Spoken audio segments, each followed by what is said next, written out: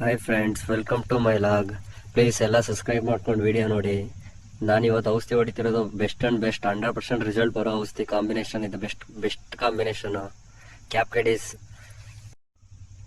ಹೆಂಗಪ್ಪ ಅಂದರೆ ಎಲ್ಲ ಥರ ಟ್ರಿಪ್ಸ್ಗೆ ಪ್ರತಿಯೊಂದಕ್ಕೂ ಯೂಸ್ ಆಗುತ್ತೆ.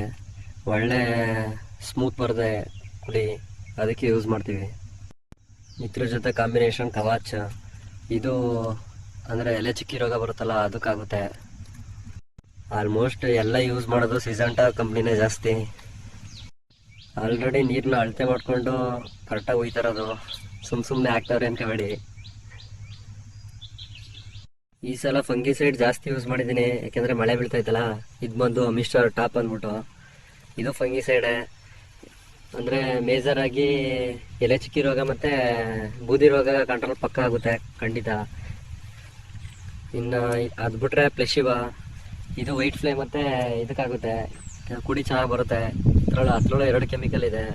ಎಲ್ಲ ಬಜೆಟ್ ಜಾಸ್ತಿ ಆಗಿದೆ, ರೈಟ್ ಪ್ರೈಸು ಮುಂದೆ ಇದೆಲ್ಲ ಜೂನ್ ಗಂಟು ಬರ್ತದಲ್ಲ, ಹಂಗಾಗಿ ಪಾರ್ಸಲ್ ಟೈಮು ರೈಟ್ ಆಯ್ತು ಅಂದ್ಬಿಟ್ಟು ಹೊಡಿತಾ ಇದ್ದೀನಿ. ಬಜೆಟ್ ಜಾಸ್ತಿ ಐತಿ ಈ ಸಲ. ಇದು ಆ್ಯಂಟಿಬಯೋಟಿಕ್ಕು, ಗಿಡಕ್ಕೆ ಮಾಮೂಲಿ ಹಾಕ್ಲೇಬೇಕಲ್ಲ, ಇಲ್ಲಾಂದ್ರೆ ಆಗಲ್ಲ ಅಂದ್ಬಿಟ್ಟು ಆ್ಯಂಟಿಬಯೋಟಿಕ್ ಹಾಕಿದ್ದೀನಿ. ಇನ್ಮೇಲೆ ಔಷಧಿ ಹೊಡೆಯೋ ಪ್ರತಿಯೊಬ್ಬರು ಟೊಮೊಟೊಗೆ ಔಷಧಿ ಹೊಡೆಯೋರು ಆ್ಯಂಟಿಬಯೋಟಿಕ್ ಯೂಸ್ ಮಾಡಬೇಕು. ಸೈಕ್ಲೋಸೆಕ್ಟಿನಿಲ್ಲ ಬ್ಯಾಕ್ಟೋನ್ ಅವರು ಯೂಸ್ ಮಾಡಲೇಬೇಕು. ಅದು ಬಿಟ್ಟರೆ MCZ ಇದು ಒಲಾಬ್ರೋ ಕಂಪ್ನಿ.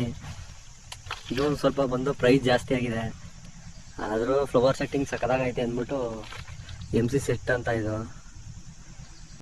ಇದು ಬಂದು ಹೆಸರಲ್ಲೇ ಇದೆ, ಫ್ಲವರ್ ಸೆಟ್ ಆಗುತ್ತೆ, 100% ರಿಸಲ್ಟ್ ಇದೆ, ಅದಕ್ಕೆ ಯೂಸ್ ಮಾಡ್ತಾ ಇದ್ದೀನಿ. ಮತ್ತು ಗಿಡನೂ ಸ್ವಲ್ಪ ಸೈನಿಂಗ್ ಆಗಿ ಬ್ಲ್ಯಾಕ್ ಬರುತ್ತೆ, ಸೊ ರೋಗ ಬರಲ್ಲ. ಇದು ಬಂದು ಸ್ನ್ಯಾಪರು.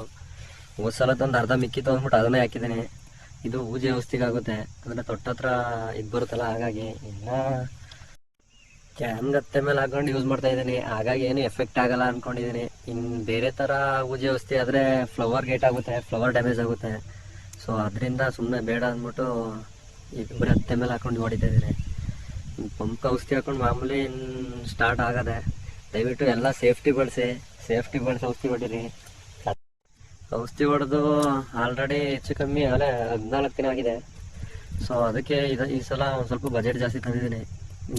ಇದು ಈಗ ಮಾಡ್ತಾ ಇರೋದಕ್ಕೂ ಮತ್ತೆ ಇನ್ನು 3 ಡೇಸ್ ಬಿಟ್ಟು ಹಾಕ್ತೀನಿ ರಿಸಲ್ಟ್ ಹೆಂಗಿದೆ ಅಂತ. ನನ್ನ ಪ್ರಕಾರ 100% ರಿಸಲ್ಟ್ ಬರುತ್ತೆ.